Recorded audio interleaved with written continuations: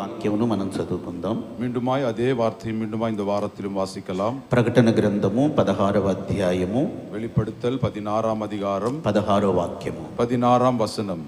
పోయిన వారం కూడా ఇదే వాక్యం మనం చదువుకున్నాం. கடந்த வாரத்திலே இந்த வார்த்தையை தியானித்தோம். ఇదిగో నేను దొంగవలే వచ్చుచున్నాను, இதோ நான் திருடனை போல் வருகிறேன். తాను దిగంబరుడుగా సంచరించుచున్నందున அவர் నిర్వాణియాய் సంచరిப்பதினாலே జనులు తన దిశములను చూతురేమో అని ஜனங்கள் தன்னுடைய மானத்தை காண்பார்களோ என்று మెలకువగా ఉండి விழித்திருந்து తన వస్త్రమును కాపాడుకునివాడు ధన్యుడు. தன் வஸ்திரங்களை காத்துக் கொள்கிறவன் பாக்கியவான். వస్త్రమును కాపాడుకోవాలి అని దేవుని వాక్యం చెప్తుంది. வஸ்திரங்களை காத்துக் கொள்ள வேண்டும் என்று தேவ வசனம் சொல்கிறது.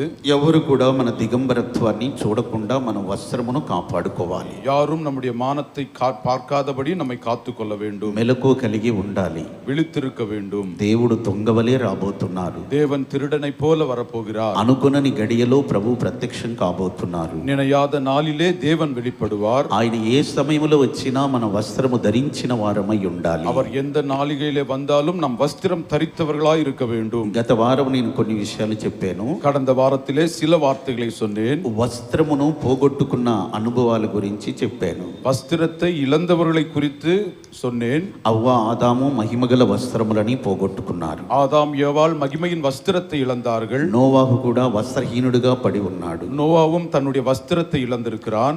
యెరూషలేము నుండి ఎరికోకు దిగుచు వెళ్ళుచున్న వ్యక్తి కూడా వస్త్రమును కోల్పోయాడు. యెరూషలేమిலிருந்து ఎరికోவுக்கு போன மனிதனும் தன்னுடைய వస్త్రத்தை இழந்து போனான்.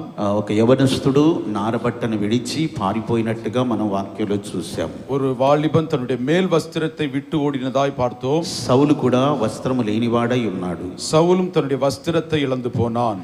అలాగే పరమగీతంలో ప్రియురాలు కూడా వస్త్రం తీసివేసిన అనుభవాన్ని మనం చూసాం. ఉన్నత పాటిலும் தன்னுடைய நேசருக்காக தன்னுடைய வஸ்திரத்தை இழந்து போன பெண்மணியை பார்த்தோம். వీళ్ళు వస్త్రములను కోల్పోయినటువంటి వారుగా కనబడుతున్నారు. இவர்கள் வஸ்திரத்தை இழந்தவர்களாய் காணப்படுகிறார்கள். దేవుడు వారికి ఇచ్చిన ఆ విలువైన వస్త్రములను వారు పోగొట్టుకున్నారు. தேவன் தனக்கு கொடுத்த தன்னை விலையேற பெற்ற வஸ்திரத்தை இழந்து போனார்கள். మనం వస్త్రముని పోగొట్టుకోకూడదు, వస్త్రమును ధరించుకోవాలి. நாம் வஸ்திரத்தை இழந்து போகாமல் அதை காத்துக்கொள்ள வேண்டும். మన వస్త్రము ధరించుకొని ఉండాలని దేవుని వాక్యం మనకు చెప్తుంది. நாம் వస్త్రத்தை కాத்துக்கொள்ள வேண்டும் என்று தேவ వசனம் சொல்கிறது. కొరింథీయులకు రాసినటువంటి 2వ పత్రిక 2 కొరింథీయర్ 5వ అధ్యాయము 5ஆம் அதிகாரம்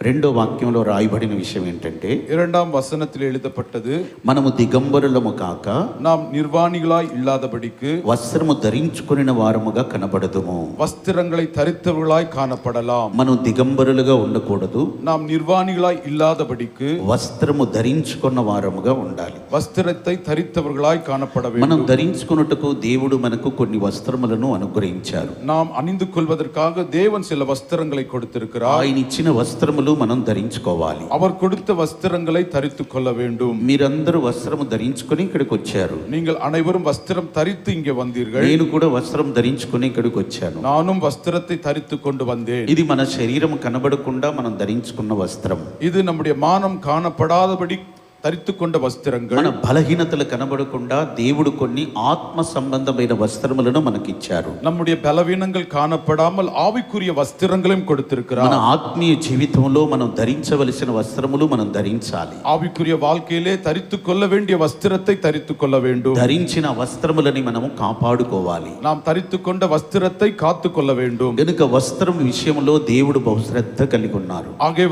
வஸ்திரத்தின் காரத்திலே தேவன் விசேஷித்தவராய் இருக்கிறார். అందుకే దేవుడు పలు రకాలైన వస్త్రములను మనకు అనుగ్రహించారు. ஆகவே தேவன் பலவிதமான வஸ்திரங்களை நமக்கு கொடுத்திருக்கிறார். ఇప్పుడు మనం ధరించవలసిన కొన్ని వస్త్రములను నేను మీకు తెలియచేసేదను. நாம் தரித்து கொள்ள வேண்டிய சில వస్త్రங்களை அறிவிப்பேன். ఆ వస్త్రములను మనం ధరించి దేవుని సన్నిధిలో మనం కనబడాలి. அந்த వస్త్రத்தை தரித்தவர்களாய் தேவ சமூகத்திலே காணப்பட வேண்டும். యోబు గ్రంథము మొదటిగా మనం చదువుకుందాం. యోబు గ్రంథము 29వ అధ్యాయము யோபுவின் புஸ்தகம் 29ஆம் அதிகாரம் 14వ వాక్యమును మనం చదువుకుందాం. 14ஆம் வசனத்தை வாசிக்கலாம். నేను నీతిని వస్త్రముగా ధరించుకుని ఉంటిని, நான் நீதியை தரித்து கொண்டிருக்கிறேன். గనుక ஆகவே అది నన్ను ధరించెను.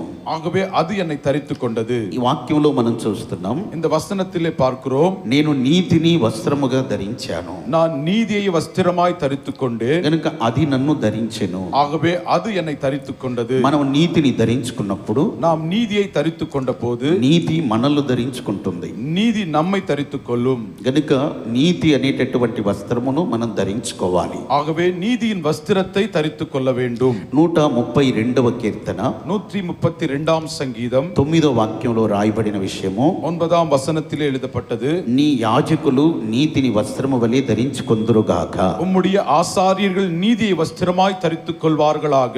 యాజకులు నీతిని వస్త్రముగా ధరించుకోవాలి. ஆசாரியர்கள் நீதியை வஸ்திரமாய் தரித்துக் கொள்ள வேண்டும். మొదటిగా మనం ధరించుకొనవలసిన వస్త్రము, முதலாவது நாம் தரித்துக் கொள்ள வேண்டிய வஸ்திரம் నీతి అనే వస్త్రమును మనము ధరించుకోవాలి. நீதி என்கிற வஸ்திரத்தை தரித்துக் கொள்ள வேண்டும். ఇది మనకు అవసరమని వాక్యం చెప్తుంది. இது நமக்கு தேவை என்று வேதம் சொல்கிறது. కనుక నీతి అనే వస్త్రమును మనందరము ధరించుకొని ఉండాలి. ஆகவே நீதியின் வஸ்திரத்தை தரித்துக் கொள்ள வேண்டும். ప్రియమైన దేవుని బిడ్డలారా, பிரியமான தேவ ஜனமே, నీతి అనే వస్త్రం మనకు అవసరం. நீதி என்கிற வஸ்திரம் நமக்கு தேவை. ఈ వస్త్రం మనకు కావాలి. இந்த வஸ்திரம் நமக்கு தேவைப்படுகிறது. ఇది మనం ధరించుకోవాలి. இதை நாம் தரித்துக் கொள்ள வேண்டும். ఈ నీతి అనే వస్త్రం మనం ఎలా సంపాదించుకోగలుగుతాం? இந்த நீதியின் வஸ்திரத்தை எப்படி சம்பாதிக்க முடியும்? ఇది మనం ఎలా ధరించగలుగుతాం? இதை எப்படி தரித்துக் கொள்ளலாம்? నీతిని నెరవేర్చినప్పుడు నీతి అనే వస్త్రం మనం ధరించగలుగుతాం. நீதியை நடப்பிக்கும் போது நீதியின் வஸ்திரத்தை தரித்துக் கொள்ளலாம். పాత నిబంధన కాలంలో பல ஏற்பாட்டின் காலத்திலே నీతిమంతుడు లేడు, நீதிமான் இல்லை,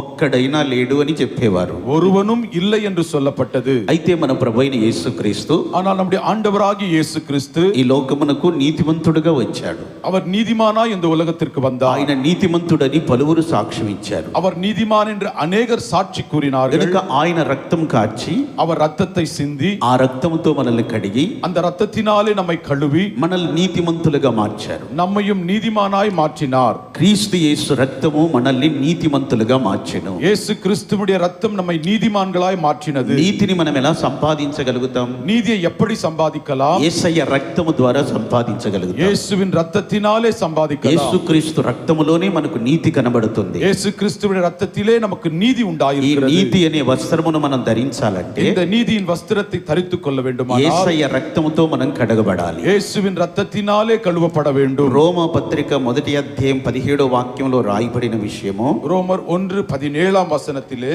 నీతిమంతుడు విశ్వాసమూలముగా జీవించును நீதிமான் விசுவாசத்தினாலே பிழைப்பான் అని రాయబడిన ప్రకారం எழுதியிருக்கிற பிரகாரமாக విశ్వాసమూలముగా விசுவாசத்தினால் అంతకంతకు அதிகமாய் విశ్వాసము కలుగునట్లు விசுவாசம் உண்டாகும்படியாக దేవుని నీతి దాని యందు బయలుపరచబడుచున్నది. தேவனுடைய நீதி அவன் மூலமாய் வெளிப்படுகிறது. నీతి రెండవదిగా దేంట్లో మనకు బయలుపడుతుంది? இரண்டாவது நீதி எதில் வெளிப்படுகிறது? అది విశ్వాసములో బయలుపరచబడుతుంది. விசுவாசத்திலே வெளிப்படுகிறது. విశ్వాసంలో నీతి అనేది మనకు కనబడుతుంది. விசுவாசத்திலே நீதியை நாம் காண்கிறோம். కనుక మన విశ్వాస విషయంలో అంతకంతకు మనం అభివృద్ధి చెందాలి. நம்முடைய விசுவாச வாழ்க்கையிலே அதிகமாய் விருத்தி அடைய మన வேண்டும். విశ్వాసము వర్ధిల్లుతూ రావాలి. நம்முடைய விசுவாசம் வளர்ச்சி அடைய வேண்டும். అందులో నీతి బయలుపరచబడుతుంది. அதிலே நீதி வெளிப்பட வேண்டும். ఇంకా మన దేవుని వాక్యములో గమనించినప్పుడు வேத வாக்கியங்களை பார்க்கும்போது రోమా పత్రిక 3వ అధ్యాయము ரோமர் 3ஆம் அதிகாரம் 21, 22 వాక్యాలు గమనిస్తే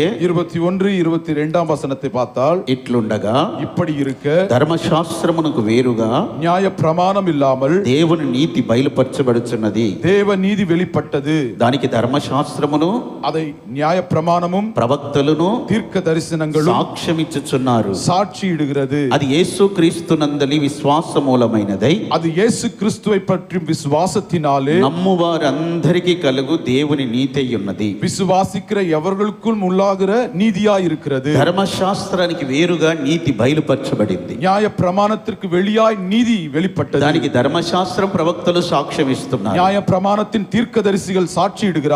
ధర్మశాస్త్రానికి వేరుగా బయలుపరచబడిన నీతి நியாய பிரமாணத்திற்கு வெளிப்பட்ட நீதியானது అది ఎలా బయలుపరచబడింది? அது எப்படி வெளிப்பட்டது? అది యేసయ్య ద్వారా బయలుపరచబడింది. இயேசுவின் மூலமாய் வெளிப்பட்டது. ఆయన నమ్ముట వలన బయలుపరచబడింది. அவரை விசுவாசத்தினாலே வெளிப்பட்டது. యేసు ప్రభుని ఎంతమంది అయితే విశ్వసించి నమ్ముతారో, இயேசுவை எத்தனை பேர் விசுவாசிக்கிறார்களோ నమ్ము ప్రతివానికి దేవుని నీతి ఉన్నది. விசுவாசிக்கிற யாவருக்குள்ளும் நீதியாய் మన காணப்படுகிறது. ప్రభుని నమ్మినప్పుడు మనకు అది నీతిగా ఎంచబడుతుంది. చెబుతుంది. தேவனை நம்பும்போது அது நீதியாய் எண்ணப்படுகிறது. అబ్రహాము దేవుని నమ్మెను, அபிரகாம் தேவனை விசுவாசித்தார், అది అతనికి నీతిగా ఎంచబడెను. அது அவனுக்கு நீதியாய் எண்ணப்பட்டது. క్రీస్తు రక్తము ద్వారా నీతి కలుగుతుంది. இயேசுவின் ரத்தத்தினாலே நீதி ఆయన உண்டானது. యందు విశ్వాసం ఉంచడం ద్వారా నీతి బయలుపరచబడుతుంది. அவர் மீது விசுவாசம் வைக்கும்போது நீதி வெளிப்படுகிறது. ఆయన మీద నమ్మకం ఉంచడం ద్వారా నీతి కలుగుతుంది. அவர் மீது விசுவாசம் வைக்கும்போது விசுவாசம் உண்டாகிறது. నీతి అనే వస్త్రమును మనం ఎలా ధరించుకోవాలి? நீதியின் வஸ்திரத்தை எப்படி தரித்துக் கொள்ள வேண்டும்? క్రీస్తు రక్తముతో కడగబడి ధరించుకోవాలి. இயேசுவின் ரத்தத்தினால் கழுவப்பட்டு தரித்துக் கொள்ள ప్రభునందు வேண்டும். విశ్వాసం ఉంచి ధరించుకోవాలి. தேவனுக்குள் விசுவாசித்து தரித்துக் கொள்ள வேண்டும். దేవుని మీద నమ్మకం ఉంచి ధరించుకోవాలి. தேவன் மீது நம்பிக்கை வைத்து தரித்துக் கொள்ள నీతి అనే வேண்டும். వస్త్రమును మనం మొదట ధరించాలి. நீதியின் வஸ்திரத்தை முதலாவது தரித்துக் கொள்ள ఈ வேண்டும். నీతి అనే వస్త్రమును మనం కాపాడుకోవాలి. இந்த நீதியின் வஸ்திரத்தை காத்துக் கொள்ள வேண்டும். యాజకులు నీతిని వస్త్రముగా ధరించి ఉన్నారు.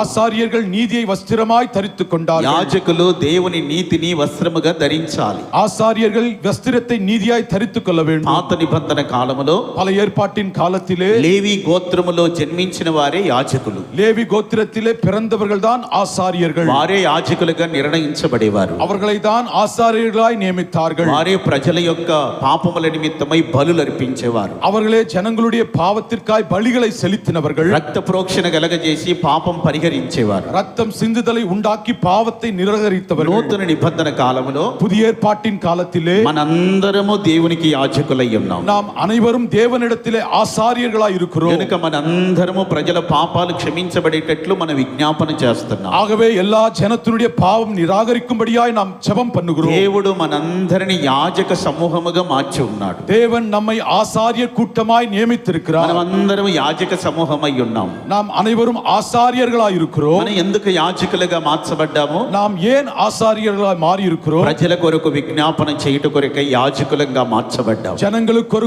ஜனங்களுக்காய் விண்ணப்பம் செய்யும்படியாய் ஆசாரியர்களாய் மாறினோம். ప్రజల కొరకు ప్రార్థన చేయుట కొరకై యాజకులుగా నిర్ణయించబడ్డాము. ஜனங்களுக்காய் ஜெபிக்கும்படி ஆசாரியர்களாய் மாறி இருக்கிறோம். కనుక మనమంతా యాజక సమూహమై ఉన్నాం. ஆகவே நாம் ஆசாரிய கூட்டமாய் இருக்கிறோம். ఇలా ప్రార్థించి విజ్ఞాపన చేసే యాజకులు ఏ వస్త్రం ధరించాలి? இப்படி ஜெபித்து விண்ணப்பம் செய்கிறவர்கள் எப்படி தரித்துக் கொள்ள வேண்டும்? పిచ్చి పిచ్చి వస్త్రాలన్నీ ధరించకూడదు. அசுத்தமான ஆடைகளை அல்ல, అనవసరమైన వస్త్రాలన్నీ ధరించకూడదు. தேவையற்ற ஆடைகள் அல்ல, వ్యర్థమైనవి లోకానుసారమైన వస్త్రాలు ధరించకూడదు. வீணானவைகள் உலகத்துக்குரிய உடைகள் அல்ல, నీతిని వస్త్రముగా మనం ధరించి ఉండాలి. நீதியின் வஸ்திரமாய் தரித்துக் கொள்ள வேண்டும். మనం యాజకులమై ఉన్నాం. நாம் ஆசாரியர்களாய் இருக்கிறோம். దేవుడు మనల్ని యాజక సమూహముగా మార్చాడు. தேவன் நம்மை ஆசாரிய கூட்டமாய் மாற்றி కనుక இருக்கிறார். మనం నీతిని వస్త్రముగా ధరించాలి. ஆகவே நீதியை வஸ்திரமாய் தரித்துக் கொள்ள మనం வேண்டும். ఎక్కడ కనబడినా మనం నీతివంతులమని ఒక సాక్ష్యం పొందుకోవాలి. எங்கே இருந்தாலும் இவர்கள் நீதிமான்கள் என்கிற சாட்சியை பெற்றுக் கொள்ள வேண்டும். కొర్నేలి ఉన్నాడు ఇటలీ పటాలములో కైసరయ ప్రాంతంలో. இட்டலி பட்டணத்திலே கொரினேல் என்பவன் இருந்தான். అందరూ ఆయన నీతిమంతుడని చెప్పేవారు. எல்லோரும் அவனை நீதிமான் என்று அழைத்தார்கள். అరిమత యోసేపు ఉన్నాడు, அரிமத்தியு யோசேப்பும் இருந்தான். ఆయన నీతిమంతుడని చెప్పేవారు. அவனையும் நீதிமான் என்று சொன்னார்கள். యోబు ఉన్నాడు తూర్పు దేశమందు, யோபுவும் இருந்தார். ఆయన నీతిమంతుడని చెప్పేవారు. அவரையும் நீதிமான் என்று சொன்னார்கள். నోవాహు ఉన్నాడు పూర్వకాలమందున్న లోకమందు, பூர்வ காலத்திலே நோவாவும் இருந்தார். దేవుడు చెప్పాడు ఆయన నీతిమంతుడని. தேவனே அவரை நீதிமான் என்று அழைத்தார். చూడండి, వాళ్ళు నీతిమంతులని సాక్ష్యం పొందారు. அவர்கள் நீதிமான் என்று சாட்சி பெற்றுக் నీతిని கொண்டார்கள். వస్త్రముగా మనం ధరించాలి. நீதியை வஸ்திரமாய் தரித்துக் கொள்ள అప్పుడు வேண்டும். మన నీతిమంతులమని సాక్ష్యం పొందుతాం. அப்பொழுது நாம் நீதிமானாய் சாட்சி మనం பெறலாம். ధరించవలసిన మొదటి వస్త్రము நாம் தரித்துக் கொள்ள வேண்டிய முதலாம் வஸ்திரம் నీతి అనే వస్త్రమును మనం ధరించాలి. நீதியின் வஸ்திரத்தை தரித்துக் கொள்ள வேண்டும். రెండవదిగా இரண்டாவதாக సామెతల గ్రంథము நீதிமொழிகள் 31వ అధ్యాయము 31ஆம் அதிகாரம் 21వ వాక్యమును మనం చదువుకుందాం. 21ஆம் வசனத்தை வாசிக்கலாம். సామెతల గ్రంథము 31వ అధ్యాయము 21వ వాక్యము. நீதிமொழிகள் 31 21ஆம் வசனம். తన ఇంటి వారికి தன் வீட்டார் அனைவருக்கும் చలి తగులునని భయపడదు. குளிர் குறையும்படியாக ఆమె ఇంటి వారందరూ அவர்களுடைய வீட்டார் அனைவரும் రక్తవర్ణ వస్త్రములు ధరించిన వారు. ரத்தின கம்பளங்களை தரித்தவர்கள். ఇక్కడ మరొక వస్త్రముని మనం చూస్తున్నాం. இங்கே மற்றொரு வஸ்திரத்தை பார்க்கிறோம். ఇది రక్తవర్ణ వస్త్రము. இது ரத்தின வஸ்திரங்களாய் இருக்கிறது.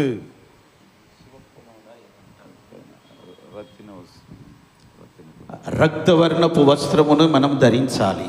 ரத்தின வஸ்திரங்களை தரித்துக் கொள்ள வேண்டும். గనుక ఈ వస్త్రము మనకు అవసరమై ఉన్నది. ஆகவே இந்த வஸ்திரம் நமக்கு அவசியமாய் இருக்கிறது. గుణవతి అయిన స్త్రీని గురించి ఈ వాక్యంలో రాయబడి ఉన్నది. குணசாலியாகிய ஸ்திரீயை குறித்து எழுதப்பட்டது. ఆమె ఇంటి కొరకు ఎలా కష్టపడుతుందో, அவள் தன் வீட்டிற்காய் எப்படி பிரயత్నங்கள் పిల్లల படுகிறாளோ, కొరకు ఎలా కష్టపడుతుందో, பிள்ளைகளுக்காய் பிரயாசப்படுகிறாள். ఈ విషయములన్నీ ఈ వాక్యాల్లో రాయబడి ఉన్నాయి. இந்த வார்த்தைகள் எல்லாம் இந்த வசனத்தில் எழுதப்பட்டது. ఆమె తన ఇంటి వారికి చలి తగులుతుందని భయపడదు అని చూస్తున్నాం. தன்னுடைய வீட்டாருக்கு குளிர் பயப்படாமல் இருந்தால், తన ఇంటిలో ఉన్నవారు చలి తగులుతుందన్న భయము ఆమెకి లేదు. தன்னுடைய வீட்டாருக்கு குளிர் உண்டாகாது என்கிற பயத்தோடு இல்லாமல் இருந்தால், చూడండి, ఇంట్లో ఉన్నటువంటి పిల్లలకి ఏదైనా చలి తగులుతుందని ఇంట్లో ఉన్న తల్లి శ్రద్ధ తీసుకుంటారు. வீட்டில் உள்ள குழந்தைக்கு குளிர் உண்டாகுமோ என்று அவள் அக்கறை எடுத்துக் கொள்வாள். చలి అధికంగా ఉన్నట్టయితే నెమ్ము చేస్తుంది, బలహీనత వచ్చేస్తుంది. குளிர் அதிகமாகும் போது அவர்களுக்கு బలవీనంగా ఉండాகும். గనుక వెట్ట కలిగేటట్లుగా ఏదైనా శ్రద్ధ తీసుకుంటారు ఇంట్లో ఉన్న తల్లులు. ஆகவே அவர்களுக்கு அனல் உண்டாகும்படி அவர்கள் குறித்து அக்கறை எடுத்துக் கொள்வார்கள். పిల్లలకి జలుబు చేసి బాగా కూల్ అయిపోయింది అనుకోండి బాడీ, அவருடைய உடலானது குளிர்ந்து போனால் తల్లి ఏదైనా వేడి వేడి పదార్థాలు ఇస్తా ఉంటారు. தாயானவள் சூடான பொருட்களை கொடுப்பார்கள். ఎందుకంటే ఆ చలిలో ఆ బిడ్డ బాధపడకూడదని. ஏனென்றால் அந்த குளிரிலே அவர்கள் பிரயாசப்படாதபடி. గనుక మనకు చలి అనేది తగలకుండా మనం రక్తవర్ణ వస్త్రము ధరించాలి. ஆகவே குளிர் நமக்கு படாதபடி ரத்தின வஸ்திரங்களை தரித்துக் கொள்ள வேண்டும். రక్తవర్ణ వస్త్రము ధరించిన వారికి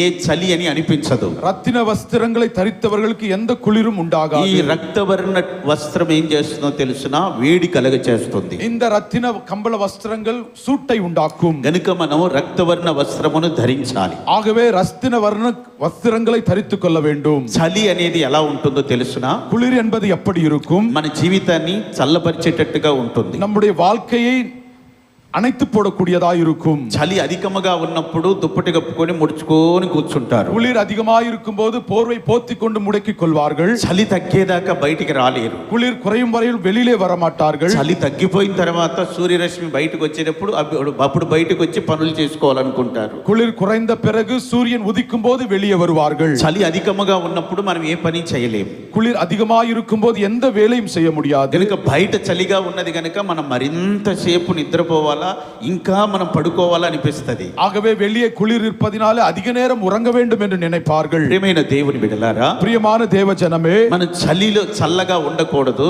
ஆகவே குளிரிலே அனல் இல்லாமல் இருக்காத మన ఆత్మీయ జీవితం ఎల్లప్పుడూ వేడిగా నూతనముగా ఉండాలి. ஆவிக்குரிய வாழ்க்கையிலே அனலாய் புதிதாய் இருக்க வேண்டும். వెట్ట కలిగేటట్టుగా మనం ఉండాలి. அனலாய் இருக்க வேண்டும். గనుక మన చలిలో చల్లారిపోయినట్టుగా మన ఆత్మీయ జీవితం ఉండకూడదు. ஆகவே குளிரிலே நாம் இணைந்து போகாதபடிக்கு. ప్రియమైన వారలారా, பிரியமானவர்களே, యేసు ప్రభు తన రాకడ గురించి ఏం చెప్పాడో తెలుసునా? இயேசு தன்னுடைய வருகை குறித்து என்ன சொன்னார்? ఆయన రాకడ చలికాలం రాకుండా ఉండాలని వేడుకోనండి అని చెప్పాడు. அவருடைய வருகை நாள் குளிர்காலம் வராதபடி ஜெபித்துக் கொள்ளுங்கள். యేసయ్య రాకడ చలికాలం రాకుండా మనం తండ్రిని వేడుకోవాలి. ஆண்டவருடைய வருகை குளிர்காலத்திலே இல்லாதபடி தேவனை விண்ணப்பம் செய்ய வேண்டும். ఎందుకు చలికాలం ప్రభు రాకడ రాకూడదని యేసు ప్రభు చెప్పారు? ஏன் குளிர்காலத்திலே தேவன் வருகை வர வேண்டாம் என்று சொன்னார்? చలికాలం వచ్చినట్లయితే అనేక మంది ఆత్మీయ జీవితం చల్లారిపోయిన అనుభవాలవి. குளிர்காலத்திலே அநேகருடைய ஆவிக்குரிய வாழ்க்கை அணைந்து போகக்கூடியதாக இருக்கிறது. ఆత్మీయ జీవితంలో చల్లారిపోతే అశ్రద్ధ ఎక్కువ అవుతుంది. ஆவிக்குரிய வாழ்க்கையிலே அணைந்து போய் கொண்டிருக்கிறார்கள். ఆత్మీయ జీవితంలో వెట్ట కలిగి ఉంటే మనకు ఒక ఉజ్జీవంగా మనం బయలుదేరతాము. ஆவிக்குரிய வாழ்க்கையிலே அனலாய் இருக்கும் போது ஒரு எழுப்புதல் உண்டாகும். గనుక మనం చల్లారిపోయిన స్థితిలో ఉంటే ప్రభు యొక్క రాకడలో మనం కొనిపోబడలేము. ஆகவே குளிர்ந்த அனுபவத்திலே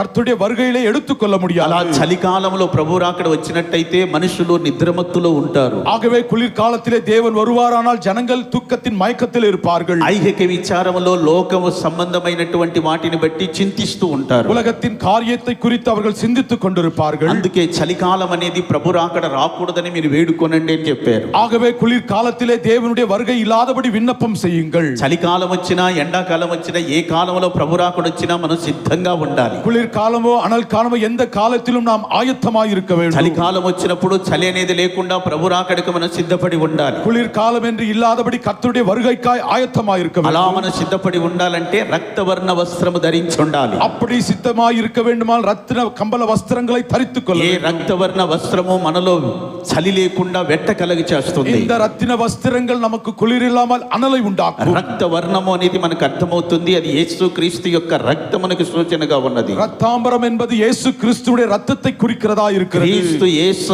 రక్తము చేత ఉతకబడిన వస్త్రమును మనం ధరించాలి. క్రీస్తు యేసుடைய இரத்தத்தினாலே துவைக்கப்பட்ட வஸ்திரத்தை தரித்துக் கொள்ள வேண்டும். యేసు రక్తములో ముంచబడిన వస్త్రమును మనం ధరించాలి. இயேசுடைய இரத்தத்திலே நினைத்த வஸ்திரங்களை தரித்துக் கொள்ள ఈ வேண்டும். వస్త్రమును మనం ధరించినప్పుడు இந்த వస్త్రத்தை தரித்துக் கொண்ட போது చలికాలమైన ఎండాకాలమైన వర్షాకాలమైన మనకు భయం ఉండదు. குளிர்காலமோ வெயில் காலமோ எந்த காலத்தை குறித்தும் பயப்பட மாட்டோம். ఎందుకంటే మనం ఈ ధరించిన వస్త్రము యేసయ్య రక్తములో ముంచబడిన వస్త్రమును ధరించి ఉన్నాం. ஏனென்றால் நாம் தரித்துக் கொண்டிருக்கிற வஸ்திரம் இயேசுவின் இரத்தத்தினாலே நனைத்த வஸ்திரங்கள். ఈ వస్త్రమును మనం ధరించినప్పుడు శత్రువు ఏమీ చేయలేడు. இந்த வஸ்திரத்தை நாம் தரித்துக் கொண்ட போது சத்துரு ஒன்றும் செய்ய முடியாது. చలికాలం మనల్ని ఏమీ చేయలేదు. குளிர்காலம் ஒன்றும் செய்ய முடியாது. కాలములు సమయములు మనల్ని ఏమీ చేయలేవు. காலங்களும் நேரங்களும் நம்மை ஒன்றும் சேதப்படுத்தாது. ఎందుకనగా యేసయ్య రక్తముతో ముంచబడిన వస్త్రమును మనం ధరించి ఉన్నాం. ஏனென்றால் இயேசுவின் இரத்தத்தினாலே துவைக்கப்பட்ட வஸ்திரத்தை தரித்துக் கொண்டிருக்கிறோம். యూదా గురించి వాక్యంలో రాయబడి ఉన్నది. யூதாவை குறித்து வேதம் சொல்லுகிறது, ద్రాక్షల రక్తములో తన వస్త్రములని ఆయన ఉతుకుకొనును. திராட்சை ரசத்தினாலே தன்னுடைய வஸ்திரங்களை தரித்துக் கொண்டார். యూదా ద్రాక్షల రక్తములో తన వస్త్రముని ఉతుక్కుంటున్నాడు. யூதா திராட்சை ரசத்தினாலே தன்னுடைய வஸ்திரங்களை துவைத்துக் கொண்டார். అది యేసయ్య రక్తములో తన వస్త్రముని ఉతుక్కునే ఒక అనుభవం. இயேசுவுடைய இரத்தத்தினாலே தன்னுடைய வஸ்திரங்களை துவைத்துக் கொண்ட அனுபவம். యూదా ముందుగానే యేసు ప్రభు యొక్క రక్తములో కడగబడే ఒక అనుభవాన్ని గురించి అక్కడ వాక్యం చెప్పబడుతుంది. முன்பதாக யூதா இயேசுவுடைய இரத்தத்தினாலே துவைக்கப்பட்ட அனுபவத்தை காண்பிக்கிறது. కనుక మన వస్త్రములని మనం యేసయ్య రక్తములో ఉతుక్కొని వాటిని మనం ధరించుకోవాలి. ஆகவே நம்முடைய வஸ்திரங்களை இயேசுவின் இரத்தத்தினாலே துவைத்து அதை தரித்துக் கொள்ள ఈ வேண்டும். రక్తవర్ణపు వస్త్రమును మనం ధరించినప్పుడు இந்த ரத்தின வர்ண வஸ்திரங்களை தரித்துக் கொண்ட போது దుష్టుడు మనల్ని ముట్టలేడు. துஷ்டன் நம்மை அணுக முடியாது. ఏ శత్రువు మనల్ని సమీపించలేడు. எந்த சத்துரும் நமக்கு சமீபமாய் ఏ దుష్ట வரமாட்டார். కార్యములు మన యొద్దకు రావు. எந்த அசுத்த காரியங்களும் நம்மை அண்டாது. ఎందుకనగా యేసు రక్తం సమస్తమును జయించగలదు. ஏனென்றால் இயேசுவின் ரத்தம் எல்லாவற்றையும் ஜெயித்தது. సమస్త కార్యములను జయించుటకు ప్రభు తన రక్తమును మనకు ఇచ్చి ఉంటున్నారు. எல்லா காரியத்தையும் ஜெயிக்கும்படியா இயேசு தன்னுடைய ரத்தத்தை యేసు கொடுத்திருக்கிறார். రక్తములో మనకు జయమున్నది. இயேசுவின் ரத்தத்திலே நமக்கு ஜெயம் యేసయ్య உண்டாயிற்று. రక్తములో విజయమున్నది. இயேசுவின் ரத்தத்திலே நமக்கு விஜயம் కనుక உண்டாயிற்று. చలికాలం వచ్చినా సరే ఆవిడ భయపడటలేదు. ஆகவே குளிர்காலத்திலும் அவள் பயப்படவில்லை. పిల్లలు చలికి బలహీనలు అవుతారన్న భయం లేదు. பிள்ளைகள் குளிருக்கு பலவீனர்கள் ஆவார்கள் என்று பயப்படவில்லை. ఎందుకనగా తన పిల్లలందరూ రక్తవర్ణ వస్త్రములు ధరించున్నారు. ஏனென்றால் தன்னுடைய பிள்ளைகள் ரத்தின வஸ்திரங்களை தரித்துக் கொண்டார்கள். మనం అంతా దేవుని బిడలమై ఉన్నాం. நாம் அனைவரும் தேவ பிள்ளைகளாயிருக்கிறோம். మీరంతా దేవుని పిల్లలై ఉన్నారు. நீங்கள் தேவ பிள்ளைகளாயிருக்கிறீர்கள். మీరందరూ రక్తవర్ణ వస్త్రము ధరించాలి. நீங்கள் அனைவரும் ரத்தாம்பர வஸ்திரத்தை தரித்துக் கொள்ள வேண்டும். రక్తవర్ణ వస్త్రమును ధరించాలి. ரத்தின வஸ்திரங்களை தரித்துக் கொள்ள வேண்டும். ఇది రెండవదిగా మనం ధరించవలసిన వస్త్రము. இரண்டாவது நாம் தரித்துக் கொள்ள வேண்டிய வஸ்திரம். మూడవదిగా మరొక వస్త్రమును మనం ధరించాలి. மூன்றாவதாக வஸ்திரத்தை தரித்துக் கொள்ள வேண்டும். 61వ అధ్యాయము యెషయా గ్రంథము ஏசாயாவின் புஸ்தகம் 61ஆம் அதிகாரம்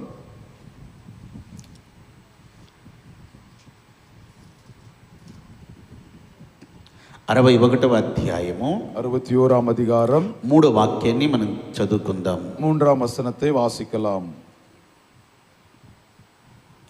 సియోనులో దుఃఖించు వారికి சியோனிலே துயரப்பட்டவர்களை ఉల్లాస వస్త్రములు ధరింపచేయుటకు சீர்படுத்தவும் அவர்களை சம்பாஷிக்கவும் ఆయన నన్ను పంపి ఉన్నాడు. அவர் என்னை அனுப்பியிருக்கிறார். ఇక్కడ మరొక వస్త్రమును మనం ధరించాలి. இங்கே மற்றொரு வஸ்திரத்தை தரித்துக் கொள்ள வேண்டும். సియోనులో దుఃఖించు వారికి சியோனிலே துக்கப்படுகிறவர்களுக்கு ఉల్లాస వస్త్రములు ధరింప చేయటానికే ప్రభు నన్ను పంపాడని యేసు ప్రభును గురించిన ప్రవచనం చెప్తుంది. ஆனந்த வஸ்திரத்தை தரித்துக் கொள்ளும்படியா இயேசுவை குறித்த வெளிப்பாட்டை சொல்லுகிறார். యేసు ప్రభు ఈ లోకానికి పంపబడి ఉన్నారు. இயேசு இந்த உலகத்திற்கு அனுப்பப்பட்டார். ఆయన వచ్చిన ఉద్దేశములు అనేకములు చెప్పబడ్డాయి. அவர் வந்ததான காரியங்கள் அநேகவற்றை ఇక్కడ வெளிப்படுத்தினார்கள். ఒక విషయాన్ని మనం చూస్తున్నాం. இங்கே ஒரு காரியத்தை பார்க்கிறோம். సియోనులో దుఃఖించు వారికి ఉల్లాస వస్త్రమును ధరింప చేయుటకు ఆయన నన్ను పంపెను. சியோனிலே துக்கப்படுகிறவர்களுக்கு ஆனந்த சந்தோஷம் உண்டாகும்படியாய் தேவன் என்னை அனுப்பி இருக்கிறார். ఉల్లాస వస్త్రము మనం ధరించాలి. ஆனந்த வஸ்திரத்தை தரித்துக் கொள்ள வேண்டும். మనం ఎల్లప్పుడూ ఎలా ఉండాలి? நாம் எப்போதும் எப்படி இருக்க வேண்டும்? ఉల్లాసంగా ఉండాలి.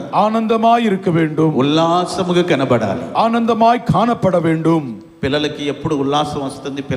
பிள்ளைகளுக்கு எப்போது சந்தோஷம் உண்டாகும்? స్కూల్లో సెలవులు దొరుకుతున్నాయి, సెలవులు వస్తున్నాయి అంటే మహా గొప్ప ఉల్లాసం. பள்ளிகளிலே விடுமுறை வரும்போது அவர்கள் சந்தோஷிப்பார்கள். చూడండి, కుటుంబంలో ఎప్పుడు ఉల్లాసం కలుగుతుంది? குடும்பத்திலே எப்போது சந்தோஷம் உண்டாகும்? ఏదైనా పండుగ వచ్చిందంటే మంచి వంటకాలు చేస్తే గొప్ప ఉల్లాసం. பண்டிகை நாட்களிலே அவர்களுக்கு சந்தோஷம் உண்டாகும். మిగిలిన సమయం అంతా ఉల్లాసం ఉండదు. மற்ற நாட்களிலே மகிழ்ச்சி இருக்காது. ప్రియమైన దేవుని బిడ్డలారా, பிரியமான தேவ ஜனமே, మనం ఎల్లప్పుడూ ఉల్లాస వస్త్రం ధరించి ఉండాలి. நாம் எப்போதும் ஆனந்த உடைகளை தரித்து మనం ఎప్పుడు ఉల్లాసంగా కనబడాలి. நாம் எப்போதும் சந்தோஷமா இருக்க வேண்டும். సియోనులో దుఃఖించు వారికి ఉల్లాస వస్త్రమును ప్రభు ధరింపచేస్తున్నాడు. సియోనిலே దుఃఖப்படுகிறவர்களுக்கு தேவன் சந்தோஷத்தின் உடைகளை தரித்து సియోనులో దుఃఖిస్తూ ఉన్నారు. సియోనిலே దుఃఖப்படுகிறார்கள். సియోనులో ఎందుకు ప్రజలు దుఃఖిస్తున్నారు? సియోనిலே జனங்கள் ஏன் துக்கப்படுகிறார்கள்? సియోను యొక్క జనులు ఎందుకు దుఃఖిస్తున్నారు? సియోనిன் జனங்கள் ஏன் துக்கப்படுகிறார்கள்? సియోను ఏంటో తెలుసునా? సియోన్ என்னது தெரியுமா? అది దేవుడు ఏర్పరచుకున్నది. அது தேவன் தெரிந்து கொண்டது. దేవుడు నివాస స్థలముగా ఏర్పరచుకున్నాడు. தேவன் வசிக்கிற இடமாய் அதை தெரிந்து கொண்டார். సియోను దేవుడు కోరుకున్న స్థలం అది. సియోனை தேவன் தெரிந்து கொண்ட இடம்.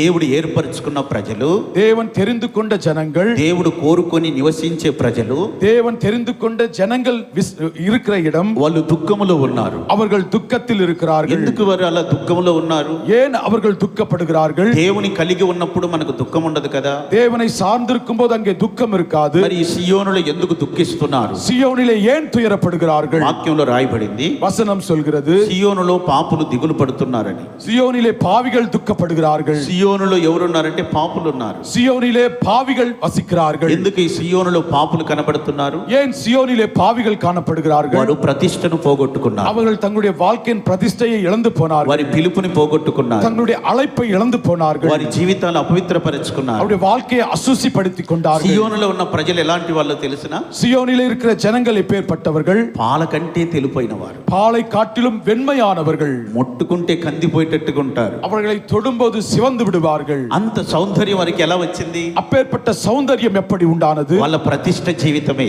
அவர்களுடைய தனிப்பட்ட வாழ்க்கை தான். దేవుడు వారితో ఉండుటను బట్టియే, தேவன் அவர்களோடு இருந்தபடியினால், అందుకే వారికి అంత గొప్ప సౌందర్యం కలిగింది. ஆகவே அப்பேற்பட்ட ஒரு சௌந்தரியத்தை தரித்துக் கொண்டார். దేవుడు వారిని విడిచిపెట్టిన తర్వాత, தேவன் அவரை விட்டு பிறகு, వారి ప్రతిష్టను పోగొట్టుకున్నప్పుడు, அவருடைய பிரதிஷ்டையை இழந்து போன பிறகு వారు ఎలా మారిపోయారో తెలుసునా? அவர்கள் எப்படி மாறி போனார்கள்?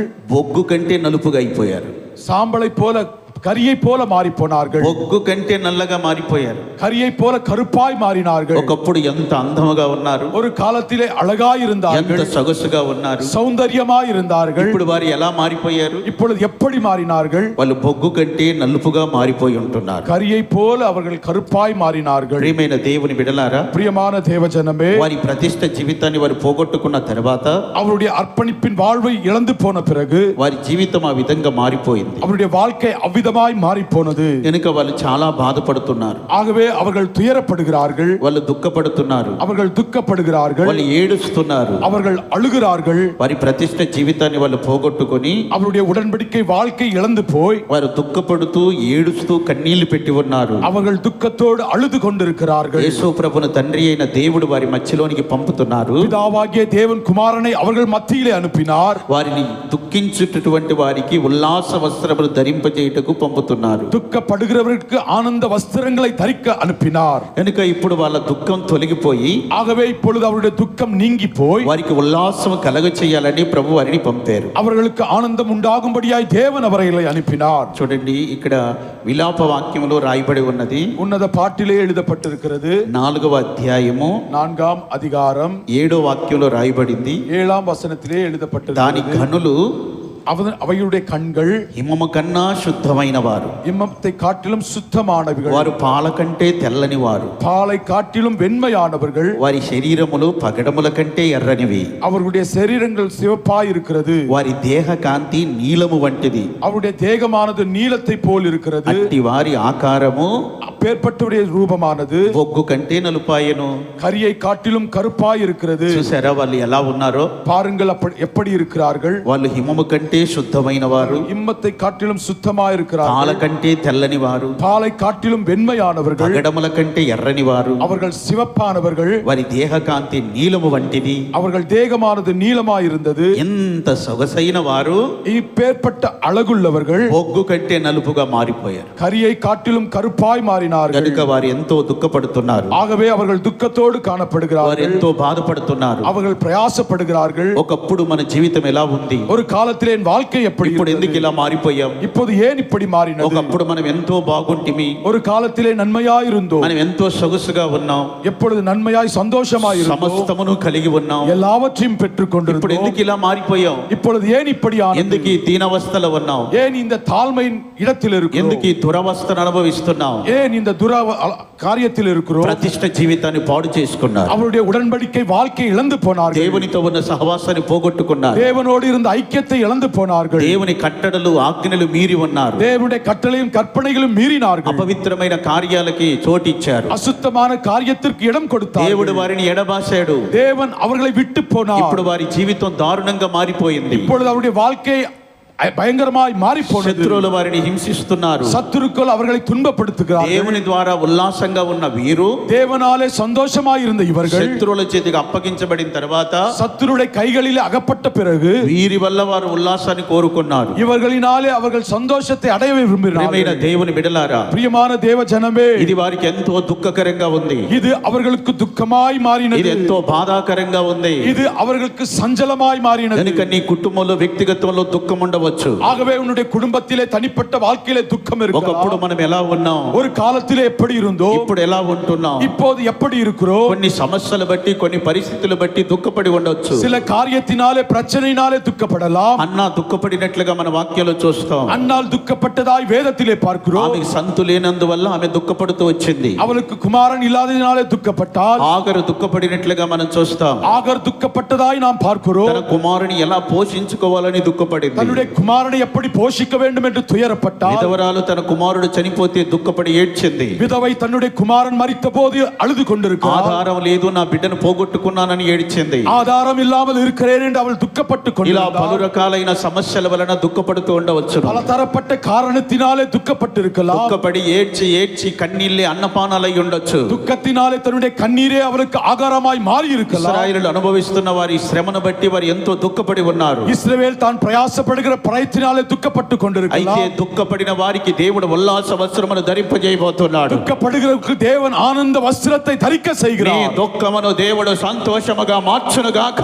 உன் துக்கத்தை தேவன் சந்தோஷமாய் மாற்றுவார். ప్రభు నీకు ఆనందము ఉల్లాసము కలుగ చేయును గాక. தேவன் உனக்கு சந்தோஷத்தை ஆடையாய் தரிக்க செய்வாராக. దుఃఖ వస్త్రం, దుఃఖానికి ప్రతిగా దేవుడు ఉల్లాస వస్త్రమును ధరింపజేయబడుతున్నాడు. துக்க வஸ்திரத்துக்கு பதிலாய் தேவன் சந்தோஷத்தின் வஸ்திரத்தை தரிக்க செய்வார். మూడవదిగా మనం ఉల్లాస వస్త్రము ధరించుకోవాలి. மூன்றாவது ஆனந்த வஸ்திரத்தை தரித்துக் கொள்ள మనం வேண்டும். ఎల్లప్పుడూ ఉల్లాసముగా ఉండాలి. நாம் எப்போதும் சந்தோஷமாய் இருக்க வேண்டும். శ్రమైన కష్టమైన ఉల్లాస వస్త్రము ధరించి ఉండాలి. துயரமானாலும் பாடானாலும் உல்லாச வஸ்திரத்தை தரித்துக் கொள்ள வேண்டும். హింసైనా బాధైనా మనం ఉల్లాస వస్త్రము ధరించాలి. கஷ்டங்களோ பிரயత్னங்களோ நாம் உல்லாச வஸ்திரத்தை தரித்துக் கொள்ள வேண்டும். కరువైనా ఖడ్గమైన ఉల్లాస వస్త్రము ధరించాలి. பஞ்சமோ பட்டினியோ நாம் உல்லாச வஸ்திரத்தை தரித்துக் கொள்ள வேண்டும். ఉపద్రవమైన శోధనైనా ఉల్లాస వస్త్రము ధరించాలి. உபத்திரமோ சோதனைகளோ நாம் உல்லாச வஸ்திரத்தை தரித்துக் கொள்ள வேண்டும். లోకములో మనకు కలుగుతున్న హింసలు మనల్ని ఏమీ చేయలేవు. మనం ఉల్లాస వస్త్రము ధరించి ఉండాలి. உலகத்தின் பாடுகளினால் அது ஒன்றும் சேதப்படுத்தாதபடி ஆனந்த வஸ்திரத்தை தரித்துக் கொள்ள வேண்டும். శ్రమలయందు ఆనందించి మనం సంతోషించాలి. உபத்திரவத்திலே நாம் ஆனந்தமாய் சந்தோஷமாய் மகிழ வேண்டும். దేవుని బిడ్డలందరూ ఉల్లాస వస్త్రమును ధరించి ఉండాలి. தேவனுடைய பிள்ளைகள் உல்லாச வஸ்திரத்தை தரித்துக் கொள்ள வேண்டும். మొదటిగా నీతి అనే వస్త్రమును ధరించాలి. முதலாவது நீதியின் வஸ்திரத்தை தரித்துக் கொள்ள வேண்டும். రెండవదిగా రక్తవర్ణ వస్త్రము ధరించాలి. இரண்டாவது ரத்த வர்ண வஸ்திரங்களை தரித்துக் கொள்ள வேண்டும். మూడవదిగా ఉల్లాస వస్త్రమును ధరించాలి. மூன்றாவது உல்லாச வஸ்திரத்தை தரித்துக் கொள்ள வேண்டும். నాలుగవదిగా మనం మరొక వస్త్రమును ధరించాలి. நான்காவது மற்றொரு வஸ்திரத்தை தரித்துக் கொள்ள வேண்டும். హెజ్కేలు గ్రంథము எசேக்கியேலின் புஸ்தகம் 16వ అధ్యాయము 16ஆம் அதிகாரம் 10వ వాక్యమును మనం చదువుకుందాం. 10ஆம் వచనத்தை வாசிக்கலாம். హెజ్కేలు గ్రంథము எசேக்கியேலின் புஸ்தகம் 16వ అధ్యాయము 16ஆம் அதிகாரம் 10వ వాక్యము. 10ஆம் வசனம். విచిత్రమైన కుట్టు పని చేసిన వస్త్రము నీకు ధరింపజేసి తిని. சித்திரை ஆடையாக உனக்கு உடுப்பித்து.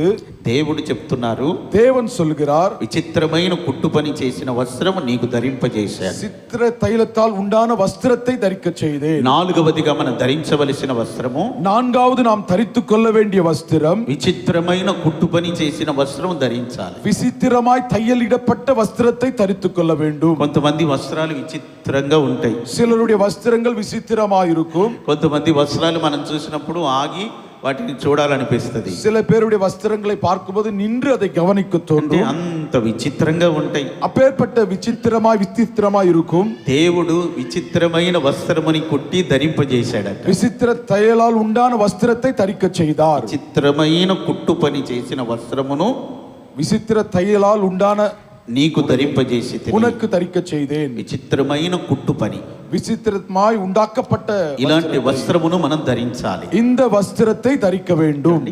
సాధారణమైనటువంటి వస్త్రమునకు ఏ బాధ ఉండదు. சாதா வஸ்திரத்தினால எந்த உபயோகம் இருக்காது. ఇప్పుడు నేను ఒక తెల్లని వస్త్రం ధరించాను. இப்போது வெண் வஸ்திரத்தை தரித்திருக்கிறேன். దీనికి ఏం బాధ ఉండదు, పెద్ద సమస్య ఉండదు. இதிலே ஒரு பிரச்சனையும் இல்லை. కానీ ఇది విచిత్రంగా కనబడాలంటే இது விசித்திரமாய் காணப்பட வேண்டுமானால் ఏం చేయాలో తెలుసునా? இது என்ன செய்யப்பட வேண்டும்? దీనికి కొన్ని డిజైన్లు కుట్టాలి. இதிலே சில விசித்திரமான டிசைன்ஸை உண்டாக்க வேண்டும். ఎంబ్రాయిడింగ్ చేస్తుంటారు చూడండి, వస్త్రాల మీద ఎంబ్రాయిడింగ్ చేస్తుంటారు. உடைகளிலே எம்ப்ராய்டிங் செய்து கொள்வார்கள். కనుక ఒక వస్త్రం మీద ఎంబ్రాయిడింగ్ డిజైన్ వేసినప్పుడు ஒரு వస్త్రத்தின் மீது எம்ப்ராய்டிங் டிசைன் செய்யும் போது అది సూదితో ఏం చేయాలంటే ఆ దారం తీసుకుని దానికి ఒక డిజైన్ చేయాలి. ஊசினாலே அந்த கயிறை எடுத்து அந்த ஆடைக்கு விசித்திரமான டிசைன் செய்ய ఈ வேண்டும். విచిత్రమైన ఒక డిజైన్ ఆ వస్త్రం మీద రావాలంటే இந்த விசித்திரமான அந்த டிசைன் அந்த ஆடையில வர வேண்டுமானால் ఎన్నో సూది పోట్లు పొడవాలి. அநேக ஊசினால் குற்றப்பட வேண்டும். అనేక సూది పోట్లు పొడిస్తేనే అది ఒక డిజైన్ వస్తుంది. அநேக முறை அந்த ஊசினால் குற்றினால் அங்கே ஒரு டிசைன் உண்டாகும். మనందరము కూడా ఒక డిజైన్ రావాలి, మనందరికి ఒక డిజైన్ రావాలి. நாம் அனைவரும் ஒரு விசித்திரமான டிசைன் உண்டாகும்படியாக మనకి ఏ డిజైన్ రావాలి? எந்த டிசைன் வர வேண்டும்? మన జిరాక్స్ ఎలా రావాలి? நம்முடைய ஜெராக்ஸ் எப்படி இருக்க வேண்டும்? యేసు ప్రభు రావాలి. இயேசு வர வேண்டும். సంఘములో క్రీస్తు స్వరూపం ఏర్పడాలి. சபையிலே கிறிஸ்துவுடைய சாயல் உண்டாக కనుక வேண்டும்.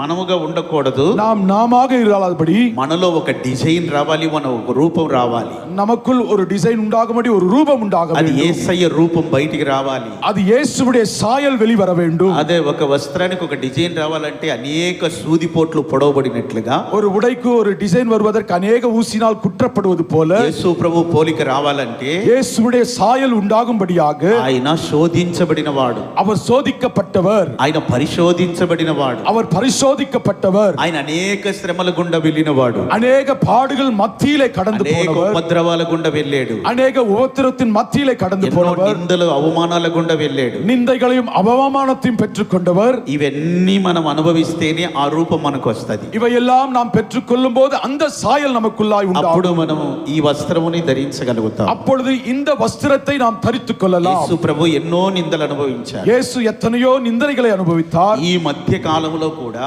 இந்த மத்திய காலத்திலும் యేసు ప్రభువుకు వివాహమైందని ఒక సినిమా తీశారు. இந்த சமீப காலத்தில் இயேசுவுக்கும் கல்யாணம் நடந்தது என்று ஒரு படத்தை యేసు உண்டாக்கினார். ప్రభు చనిపోయి ఎన్ని సంవత్సరాలు అవుతుంది? இயேசு மரித்து எத்தனை ஆண்டு காலமானது? ఇప్పటికి కూడా ఆయన మీద నిందలు మోపబడుతున్నాయి. இப்போதும் அவர் மீது நிந்தையை சுமத்துகிறார்கள். ఇప్పటికీ ఆయన నిందలు అనుభవిస్తున్నారు. இப்போதும் அவர் நிந்தையை சுமக்கிறார். చిన్న నింద మనకు వస్తేనే మనం తట్టుకోలేము. சிறிய நிந்தை வந்தாலே நாம் சகிக்க முடியாது. వెంటనే దాన్ని నిరూపించాలనుకుంటాం. உடனே அதை நிரூபிக்க வேண்டும் என்று நினைப்பார்கள். ఆ నింద ద్వారా వచ్చే ఆశీర్వాదం పోతది. அந்த நிந்தையினால் வருகிற ஆசீர்வாதம் இழந்து போவோம். నింద నిరూపించినందువల్ల నీరు గారిపోతది. நிந்தையை நிரூபிப்பதினாலே அங்கு கண்ணீர் உண்டாகும். ప్రియమైన దేవుని బిడ్డలారా, பிரியமான தேவ ஜனமே, అనేకమైన శ్రమలు ఉపద్రవాలన్నీ మనము అనుభవించాలి. அநேக உபத்திரவங்களை நாம் அனுபவிக்க வேண்டும். ఒక విచిత్రమైన కుట్టు పని కలిగిన వస్త్రము ధరించాలి. விசித்திர தையலால் உண்டான உடையை தரித்துக் கொள்ள வேண்டும். విచిత్రమైన ఆ కుట్టు పని కలిగిన వస్త్రం అంటే మీకు ఒక విషయం చెప్పాలి. சித்திரமான தையல் என்றால் ஒரு காரியத்தை சொல்ல வேண்டும்.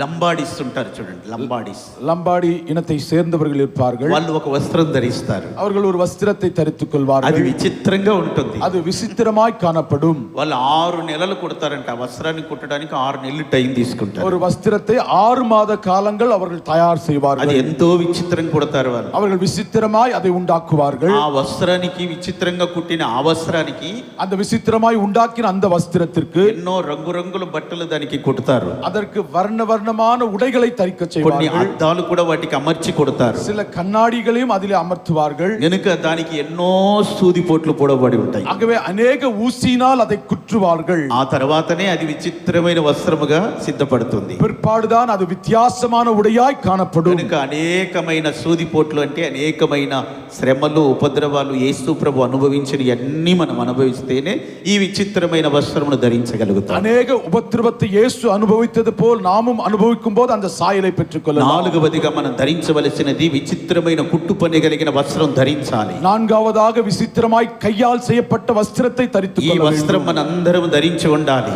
இந்த వస్త్రத்தை நாம் தரித்துக் கொள்ள ఇది வேண்டும். యేసు ప్రభు శ్రమలకు సూచనగా இது ఉన్నది. இயேசுவுடைய உபத்திரவத்திற்கு அடையாளமாய் இருக்கிறது. యేసయ్య అనుభవించిన నిందలకు సూచనగా ఉన్నది. இயேசு அனுபவித்த நிந்தைக்கு அடையாளமாய் ఆయన இருக்கிறது. స్వరూపంలోనికి మనం రావాలంటే, அவருடைய சாயலாய் நாம் வர வேண்டுமானால், ఆయన పోలికలోనికి మార్చబడి ఆయన వలె మనం మార్చబడాలంటే அவருடைய ரூபமாய் நாம் மாற்றப்பட ఈ வேண்டுமானால் విచిత్రమైన కుట్టు పని కలిగిన వస్త్రం మనం ధరించాలి. இந்த விசித்திரமான தையலால் செய்யப்பட்ட உடையை ఆయన தரித்து అడుగు జాడల్లో మనం నడవాలి. அவருடைய வழி நடத்தையை நாம் நடக்க வேண்டும். దేవుని బిడ్డలందరికీ వస్త్రం అవసరం. தேவ பிள்ளைகளுக்கு இந்த வஸ்திரம் அவசியமாக இருக்கிறது. ఐదవదిగా ஐந்தாவதாக యెషయా గ్రంథము ஏசாயாவின் புஸ்தகம் 52వ అధ్యాయము 52ஆம் அதிகாரம் మొదటి వాక్యమును మనం చదువుకుందాం. முதல் வசனத்தை வாசிக்கலாம். 52వ అధ్యాయము మొదటి వాక్యము 52:1 రెండో లైన్లో రాయబడి ఉంది. இரண்டாம் வரிசையில் எழுதப்பட்டது. పరిశుద్ధ పట్టణమైన యెరూషలేమా, பரிசுத்த பட்டணமாகிய எருசலேமே, నీ సుందర వస్త్రమును ధరించుకొనుము. உன் அலங்கார வஸ்திரங்களை தரித்துக்கொள்.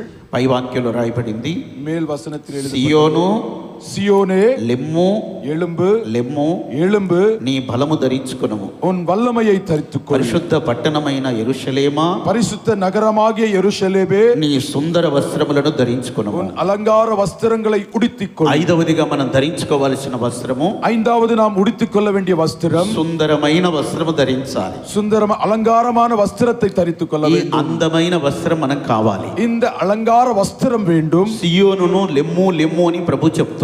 சியோனே எழும்பு எழும்பு என்று தேவன் சொல்கிறார். బలము ధరించుకొనుము అని చెప్తున్నారు. உன் வல்லமையை தரித்துக்கொள். అంటే సియోను ఇక్కడ లెమ్ము లెమ్ము అని ప్రభు చెప్తున్నారంటే అది ఏ పరిస్థితిలో ఉంది? சியோனே எழும்பு எழும்பு என்று சொல்வதற்கு எந்த நிலைமையில் இருக்கிறது? బలము ధరించుకోమని ప్రభు చెప్తున్నారంటే ఏ పరిస్థితిలో ఉన్నది? வல்லமை தரித்துக்கொள் என்று சொல்லும்போது எந்த நிலைமையை காண்பிக்கிறது? సియోను పడిపోయి ఉంటున్నది. சியோன் விழுந்த இடத்தில் இருக்கிறது. సియోనులో బలం లేదు. சியோனிலே பலனற்றதா ప్రభు இருக்கிறது. చెప్తున్నారు, ஆண்டவர் சொல்கிறார், లెమ్ము లెమ్ము అని చెప్తున్నారు. எழும்பு எழும்பு என்று சொல்கிறார். బలము ధరించుకో. உன் வல்லமையை தரித்துக்கொள். పరిశుద్ధ పట్టణమైన యెరూషలేమా, பரிசுத்த நகரமாகிய నీ எருசலேமே, సుందర వస్త్రములు ధరించుకొనుము. உன் அலங்கார வஸ்திரத்தை உடுத்திக்கொள். దేవుడు యెరూషలేం పట్టణానికి సుందరమైన వస్త్రములను అనుగ్రహించారు. தேவன் எருசலேம் பட்டணத்திற்கு சுந்தர வஸ்திரங்களை தரிக்க செய்தார். అది ధరించుకోవాలని ప్రభు చెప్తున్నారు. அதை தரித்துக் கொள்ள வேண்டும் என்று தேவன் சொல்கிறார். యెరూషలేము ఒక అందమైన పట్టణం. எருசலேம் ஒரு அலங்காரமான பட்டணமாக కనుక இருக்கிறது. దేవుడు ఆ పట్టణమును కోరుకున్నారు. தேவன் அந்த పట్టణத்தை தெரிந்து கொண்டார். యెరూషలేం పట్టణము సుందరమైన వస్త్రమును ధరించాలి. எருசலேம் பட்டணம் சுந்தர வஸ்திரத்தை தரித்துக் கொள்ள ఒక வேண்டும். అందమైన వస్త్రమును మనం ధరించాలి. அழகான வஸ்திரத்தை உடுத்திக் கொள்ள வேண்டும். సుందరం అనేది, అందమైన జీవితం అనేది ఎక్కడి నుండి మనకు వస్తున్నది? அழகு என்பது எங்கே இருந்து காணப்படுகிறது? మన ప్రభువు సౌందర్యము కలిగిన వాడు. நம்முடைய ஆண்டவர் பூரண அழகுள்ளவர். మన దేవుడు సియోనులో ప్రకాశించు దేవుడై ఉన్నాడు. நம்முடைய தேவன் சியோனிலே பிரகாசித்துக் ఆయన கொண்டிருக்கிறார். సౌందర్యము కలిగిన వాడు. அவர் பூரண அழகுள்ளவர். ఆయన రత్నవర్ణుడు, ధవలవర్ణుడై ఉన్నాడు. அவர் ரத்தின வர்ணனாய் இருக்கிறார். 10,000 మందిలో నేను గుర్తుపట్టగలనని వాక్యం చెప్పుచున్నది. 10,000 பேரிலும் அவரை அடையாளம் காண முடியும் என்று ఆయన అతి சொல்லப்படுகிறது. కాంక్షణీయుడై ఉన్నాడు. அதிக பிரகாசமுள்ளவராய் ఆయన இருக்கிறார். ధవలవర్ణుడు, రత్నవర్ణుడు. அவர் రత్న వర్ణనాய் కాణப்படுகிறார். ఆయన సౌందర్యము కలిగిన వాడు. அவர் సౌందర్య உள்ளவராய் కనుక ఈ இருக்கிறார். సుందరమైన వస్త్రము అనగా ஆகவே இந்த அலங்கார வஸ்திரம் ఇది என்றால் యేసు ప్రభువులో ఉన్న సౌందర్యము. இது இயேசுவுக்குள் காணப்படுகிற ఆ சௌந்தரியம். సౌందర్యమును మనం ధరించుకోవాలి. அந்த அழகை நாம் தரித்துக் கொள்ள வேண்டும். యేసయ్యలో ఉన్న ఆ సౌందర్యమును, ఆ సొగసును మనం ధరించుకోవాలి. இயேசுவுக்குள் இருக்கிற பூரண அழகை நாம் தரித்துக் கொள்ள ఆయన வேண்டும். రత్నవర్ణుడు. அவர் ரத்ன வர்ணராய் இருக்கிறார். శ్రమలలో సంపూర్ణత ఉన్నది. அவர் உபத்திரவத்திலே சம்பூர்ணராய் ఆయన காணப்படுகிறார். ధవలవర్ణుడు. அவர் தவள வர்ணராய் இருக்கிறார். పరిశుద్ధతలో పరిపూర్ణుడై ఉన్నాడు. பரிசுத்தத்திலே பூரணராய் இருக்கிறார். శ్రమలలో పరిశుద్ధతలో సంపూర్ణమైనటువంటి వారే సౌందర్యము కలిగిన వారు. பாடுகளிலும் உபத்திரவத்திலும் சம்பூர்ணமாய் இருக்கிறவர் அவராய் இருக்கிறார். మన ప్రభువైన యేసు క్రీస్తుకి ఇంత గొప్ప సౌందర్యము, ప్రకాశము సియోనులో ఎలా కలిగింది? நம்முடைய ஆண்டவராகிய இயேசு கிறிஸ்துவுக்கு இப்பேற்பட்ட சௌந்தர்யம் சியோனில் எப்படி உண்டானது? శ్రమల ద్వారా, పరిశుద్ధమైన జీవితం ద్వారా ఒక అందమైన జీవితం. உபத்திரவத்தினாலே, பாடுகளினாலே ஒரு அழகான ஜீவிதம் உண்டானது. కనుక మన సుందరమైన వస్త్రము ధరించాలి. ஆகவே அழகான வஸ்திரத்தை தரித்துக் கொள்ள ఇది வேண்டும். సియోనులో ఉన్న ఒక అందమైన జీవితం. இது சியோனிலே காணப்படுகிற அழகை ఇది మనం காண்பிக்கிறது. ధరించాలి ధరించాలని దేవుని వాక్యం చెప్తున్నది. இதை நாம் உடுத்திக் கொள்ள வேண்டும் என்று வேதம் ఈ சொல்கிறது. సౌందర్యము అందము మనం కలిగి ఉండాలి. இந்த అలగை நாம் தரித்துக் கொண்டவர்களாய் ఇలాంటి ఒక వస్త్రమును ధరించి ఉండాలి. இப்பேற்பட்ட వస్త్రத்தை தரித்துக் கொள்ள வேண்டும். చిరిగిపోయిన బట్టలు మాసిపోయిన వస్త్రాలు మనం ధరించకూడదు. கந்தையான அழுக்கான వస్త్రத்தை தரித்துக் கொள்ளக்கூடாது. ప్రభు రాకడ సమీపముగా ఉన్నది. கர்த்தருடைய வருகை சமீபமாய் இருக்கிறது. సుందరమైన వస్త్రము మనం ధరించి ఉండాలి. அழகான వస్త్రத்தை தரித்துக் கொள்ள வேண்டும். యేసు ప్రభువులో ఉన్న అందమైన జీవితం మనం కలిగి ఉండాలి. இயேசுவுக்குள் இருக்கிற அந்த அழகான జీవిத்தை అట్టి వారి కొరకే ప్రభు రాబోతున్నాడు. அப்பேற்பட்டவருக்காக இயேசு வரப்போகிறார். అలాంటి వారిని ప్రభు తీసుకొని వెళ్ళును. அப்பேற்பட்டவரை தேவன் கொண்டு போவார். కనుక మనం దిగంబరులముగాక వస్త్రము ధరించి ఉండాలి. ஆகவே நாம் நிர்வாணியா இல்லாதபடி వస్త్రத்தை தரித்துக் கொள்ள வேண்டும். నీతి అనే వస్త్రమును మనం ధరించి ఉండాలి. நீதியின் వస్త్రத்தை தரித்துக் கொள்ள வேண்டும். రక్తవర్ణపు నూలు అనే వస్త్రమును ధరించి ఉండాలి. రత్నవర్ణ నూலை தரித்துக் கொள்ள வேண்டும். మనం ఉల్లాస వస్త్రమును ధరించి ఉండాలి. ఆనంద వస్త్రத்தை தரித்துக் கொள்ள வேண்டும். విచిత్రమైన కుట్టు పని కలిగిన వస్త్రము ధరించాలి. విచిత్ర కయ్యాல் உண்டாக்கப்பட்ட ఆడை సుందరమైన వస్త్రమును ధరించాలి. అழகான వస్త్రங்களை தரித்துக் கொள்ள வேண்டும். మన నీతి దేవుని దృష్టికి మురికి బట్ట వలె కనబడుతున్నది. நம்முடைய நீதி தேவனுடைய பார்வைக்கு అழுக்கான కందై పోల్ ఈ காணப்படுகிறது. లోక సంబంధమైనటువంటి సంతోషాలు ఎన్నదగినవి కాదు.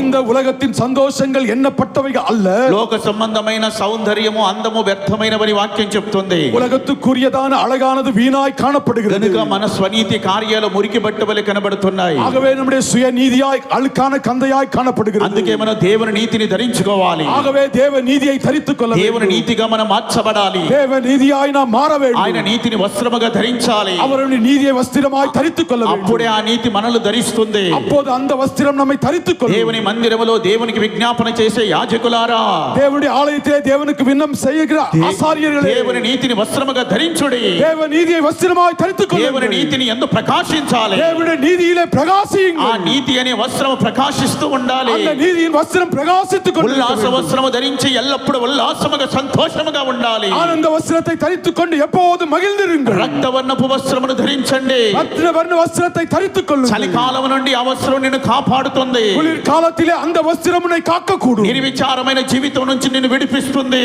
உன்னுடைய வாழ்க்கை நிர்விசாரத்திலிருந்து விடுவிக்கக்கூடும். అశ్రద్ధలో నుంచి నీకు విడుదల ఇస్తుంది.